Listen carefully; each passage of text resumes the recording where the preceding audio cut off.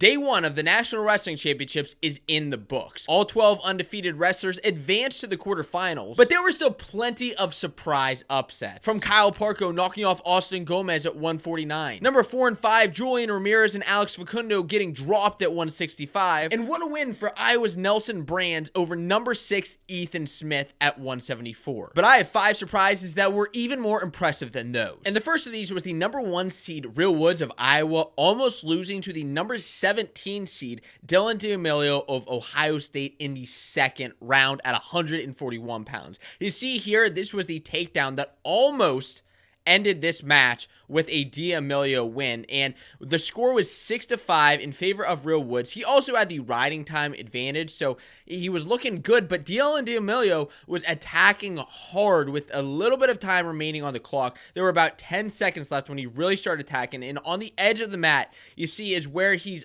about to secure a takedown. Time taken down with 4, 3, 2, 1. Did he have the leg secured in time?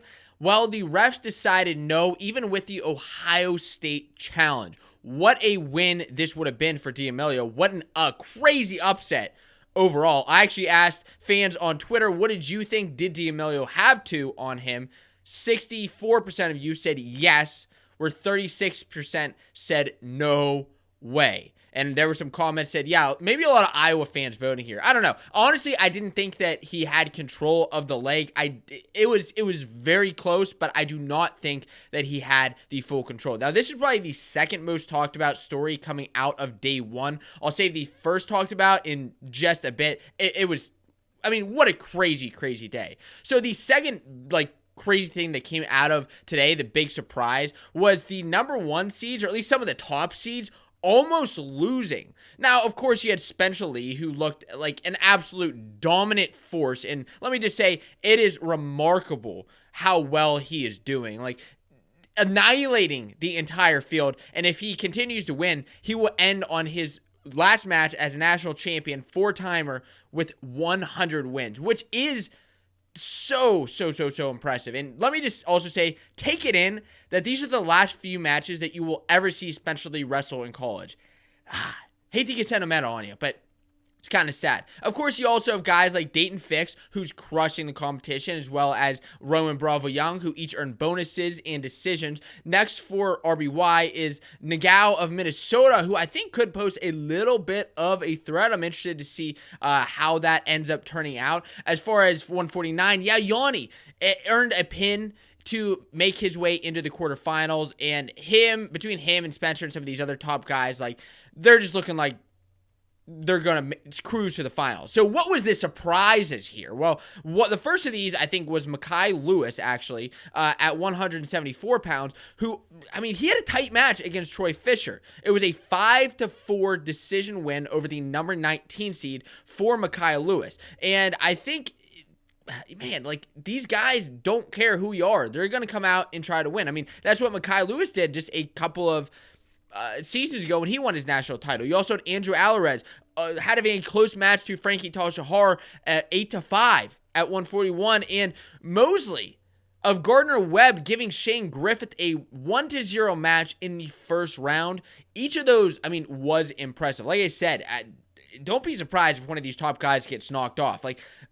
Every number 1 seed has advanced to the quarters, and all the number 2s, I believe, too, but we'll see beyond that, because this is where things get very, very interesting. And then I have some upsets, some crazy things that happen at 2 weight classes. But first, I want to ask a big favor of you. Could you please hit the subscribe button? Seriously, it is free, and it helps out this channel tremendously. If you have gotten any value from Fanco Wrestling throughout this season, and especially throughout the national tournament, it would be a big help to me if you hit that subscribe button. I'm trying to pass 1,000 extra subscribers through this weekend before Spencer Lee gets his 100th career win. Can we make that happen? Hit that subscribe button right now. Now, at 125 pounds, this was the third, crazy surprising upset to me. You see, we sent this tweet out with some of the upsets, and one of the biggest upsets in the round was at 125 pounds in round 1. 6 upsets at the weight.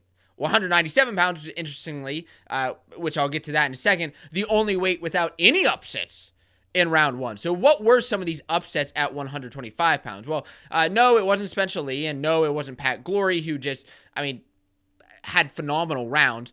But one of them was Killian Cardinal, the number 28 seed over Caleb Smith of App State. That was a solid first round for him, and Killian won in the next round to move on to the quarterfinals. Impressive win for him. But the thing is, yes, it's an impressive win over the number 5 seed, but also Killian injury defaulted out of Big 12s and earned that very low seed. He's a former All-American.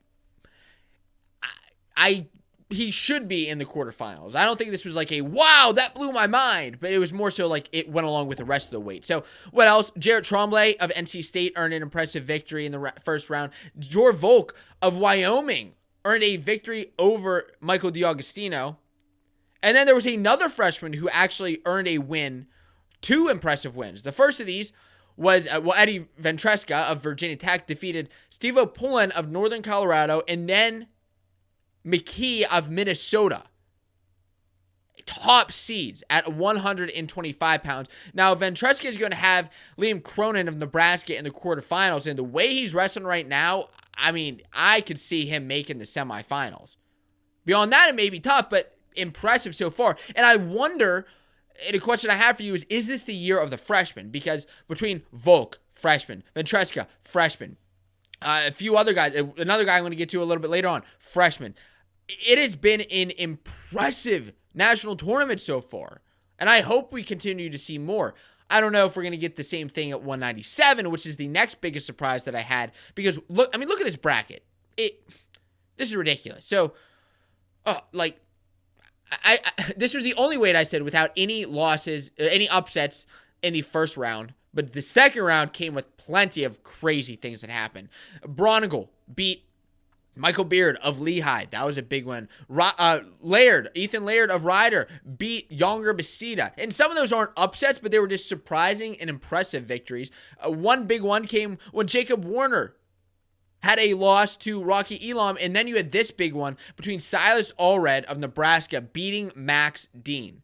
He scored a takedown. This is what really helped seal the deal. He scored a takedown with seconds remaining in the second period, chose neutral in the third, strong decision, and got a takedown at the end of that period. Even though Dean was close a couple times, but Allred wrestled smarter. He wrestled better. He wrestled to beat Dean.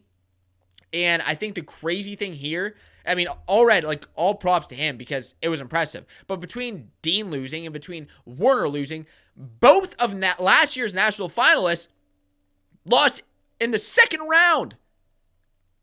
What? That just goes to show you how insane this weight class is at 197 pounds. But it didn't end there, because Jackson Smith of Maryland also earned an upset victory over Isaac Trumbull of NC State. Another freshman is Jackson Smith. I'm telling you, it's the year of the freshman. But the number one biggest surprise that I alluded to earlier was the guy who was actually ended up trending on Twitter. That is Shane Van Ness, the number 12 seed, who was down 8-1 in the first round, came back and earned a pin over Ethan Miller of Maryland. Absolutely impressive. Down and for a comeback. And you see, Mad Scouts tweeted this out. Mad Scouts Willie Saylor. These were his stats in the third period. Escape takedown. Let him up. Takedown. Takedown. Let him up. Takedown. Let him up. Takedown. Let him up. Takedown. Let him up. Pin. Wow. Absolutely unreal. And then in the next round, he ended up beating Paniro Johnson of Iowa State, who I thought was a real threat this year. And now, coming in, Van Ness, I think, could be the story of this tournament. He is one of a few of the 7 Penn State wrestlers to make the quarterfinals. But from having lost to Paniro Johnson 3-2 earlier in the season and coming back and almost measuring him, he put a beatdown on him 14-8, took him to his back. What an impressive victory for Van Ness. How do you think he's going to end up doing? Because some of the big quarterfinals that I'm looking forward to seeing are Brandon Courtney versus Pat Glory at 125, a battle between 2 former national finalists. Vito Arujau and Sam Latona at 33. You know they're going to let sparks fly. Bo Bartlett and Cole Matthews. Ooh, that could get interesting. A Pennsylvania matchup there with Penn State and Pitt. Bryce Andonian and Levi Haynes is the match that I predicted would happen, and we are going to see sparks fly there. It's going to be wild. 165, Corin Griffith. The battle between two national champions, it doesn't get better than that in the quarterfinals. Dean Hamidi and Cam Amin are going to be impressive. Hiley and Boland is always a fun rivalry, and Colton Schultz versus Cassiope will have major impacts for this upcoming rest of the tournament. And I actually put a video together of the top underdogs who won national titles. You can watch that video here. You may have missed it with all the crazy wrestling that's been going on over the past day, but it's a video that I highly recommend.